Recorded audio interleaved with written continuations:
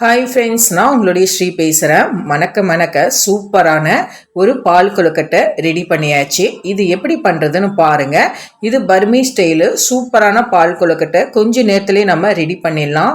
இந்த பால் கொழுக்கட்டைக்கு தேவையான மைதா 1 கிலோ, வெல்லம் 1 கிலோ எடுத்திருக்கேன். பாருங்கள், நான் இன்றைக்கி நாகா மைதா தான் எடுத்திருக்கேன். இந்த மாவு நம்ம அப்படியே நார்மலி மாவு அப்படியே எடுத்து யூஸ் பண்ணிடக்கூடாது. அதை நல்லா சலிச்சு தான் நம்ம யூஸ் பண்ணணும். இந்த மாதிரி நல்லா சலிச்சு எடுத்துக்கிட்டாச்சு. இப்போ நம்ம அது 1/2 கிலோ மாவில் தேவையான உப்பு போட்டு நார்மல் தண்ணியே ஊற்றி நம்ம சப்பாத்தி மாவு பிசைறதுக்கு நம்ம நல்லா உருட்டி எடுத்துக்கலாம். இது ரொம்பவே டேஸ்டியாக இருக்கும். சூப்பரான ஒரு இனிப்பு பாயாசம் மாதிரி தான். சூப்பராக எம்மியாக இருக்கும். இது பர்மி ஸ்டைலு.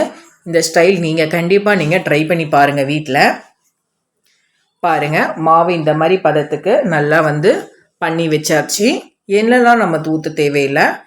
இந்த மாதிரி சின்ன சின்ன உருண்டையாக கூட நீங்கள் போட்டுக்கலாம். இப்போ பாருங்கள், இது கையிலேயே இந்த முதிரி மாவு பேலன்ஸ் 1/2 கிலோ இருக்கு இல்லைங்களா, கொஞ்சம் கொஞ்சமாக உதிரி மாவு போட்டு இந்த மாதிரி ஒரு விரலில் இந்த மாதிரி நெல்லி நெல்லியாக இந்த மாதிரி சின்ன சின்ன பீசஸாக கையில் உருட்டி எடுத்துக்கலாம்.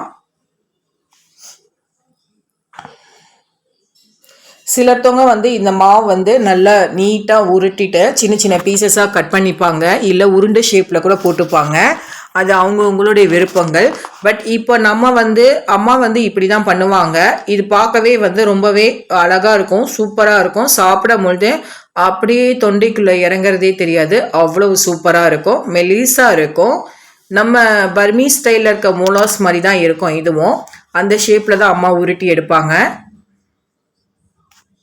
இப்போ பாருங்கள், எல்லா மாவும் நம்ம உருட்டி எடுத்தாச்சு.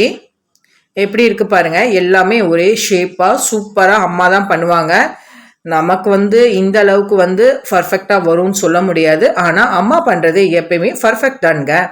இப்போ ஒரு பாத்திரத்தில் ஒரு 3/4 அளவுக்கு தண்ணி எடுத்துக்கலாம். 1 கிலோ வெல்லத்தை நம்ம இதில் போட்டுடலாம்.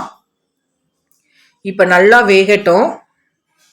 நல்லா கொதி வரும் பொழுது இந்த வெல்லம் நல்லா கரைஞ்சிடும். உடச்சி போட்டாலும் ஓகே, இல்லைன்னா இப்போ இந்த மாதிரி ஒரு வடிகட்டி எடுத்து நம்ம வடிகட்டிடலாம்.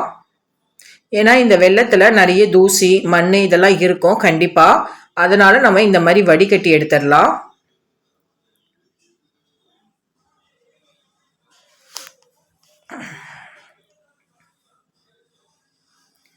இப்போ நமக்கு இந்த வடிகட்டி ஓகே இல்லைனால நம்ம இந்த வடிகட்டி எடுத்திருக்கோம். இதெல்லாம் கடன்னு இறங்கிடும். அதனால நம்ம இந்த வடிகட்டியை வச்சு நம்ம எல்லாத்தையுமே எல்லா பாகையும் நம்ம வடிகட்டி எடுத்துடலாம். பாருங்க, ஃபைனலி கொஞ்சம் வெல்லமும் கொஞ்சம் தூசியும் இருக்கு பாருங்க. இப்போ அதே பாத்திரத்தை நல்லா வாஷ் பண்ணிட்டு வடிகட்டின அந்த வெள்ளை தண்ணி எடுத்து நம்ம ஊற்றிடலாம். இப்போ ஆல்ரெடி நல்லா பண்ணிட்டதுனால இப்போ மாவு ஒன்னோடு ஒட்டக்கூடாதுன்றதுனால தான் நம்ம உதிரி மாவு இதோட அப்ளை பண்ணுறோம். சிலதெல்லாம் ஒன்னோட ஒன்று ஒட்டி இருந்தால் தனித்தனியாக பிரித்து விட்டுடலாம். இப்போது அந்த கொதிக்கிற வெள்ளைப்பாகில் கொஞ்சம் கொஞ்சமாக கிண்ட நம்ம இந்த மாவை போட்டுடலாம். ஏன்னா இதை மொத்தமாக அப்படியே போட்டோம்னா அப்படியே ஒன்னோடு ஒட்டிடும். ஒட்டாமல் இருக்கிறதுக்காக இந்த மாதிரி கிண்டிக்கிட்டே கிளறிக்கிட்டே நம்ம 1 by 1 அப்படியே சும்மா அப்படியே மேலே மலைசாரல் மாதிரி அப்படியே போட்டுடலாம். நம்ம ரவா உப்புமா மாதிரி தான். ரவா உப்புமா எப்படி ஒருத்தர் ரவா உப்புமா நல்ல தண்ணியாக இருக்கும் பொழுது மேலே போடும் பொழுது ஒன்னோடு ஒட்டாமல் இருக்கிறதுக்காக கிண்டுவோம் இல்லையா, அந்த மாதிரி இந்த சுவையான பாயசத்துக்கு தேவையான ஒரு 1/2 மூடி தேங்காய் சின்ன சின்ன பல்லு போட்டு நம்ம தனியாக எடுத்து வச்சுருக்கோம்.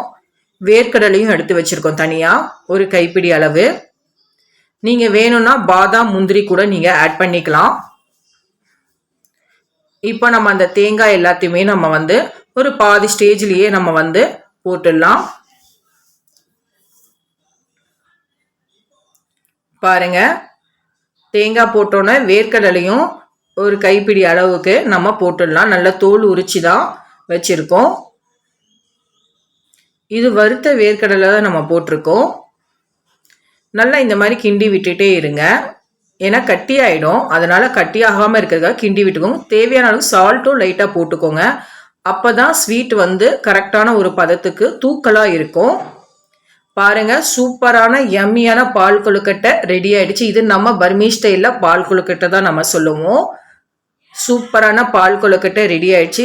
சாப்பிடும் பொழுது அந்த தேங்காய் அந்த வேர்க்கடலெல்லாம் வாயில பட்டு செம்ம டேஸ்டியா இருக்கும். இதை வீட்டில் மறக்காம ட்ரை பண்ணிட்டு சொல்லுங்க. நம்ம சேனலை மறக்காம ஷேர் பண்ணுங்க, கமெண்ட் பண்ணுங்க, சப்ஸ்கிரைப் பண்ணிடுங்க. ஷேர் பண்ணுங்க, கமெண்ட் பண்ணுங்க. நம்ம சேனல்ல மறக்காம சப்ஸ்கிரைப் பண்ணுங்க. பாய். See you.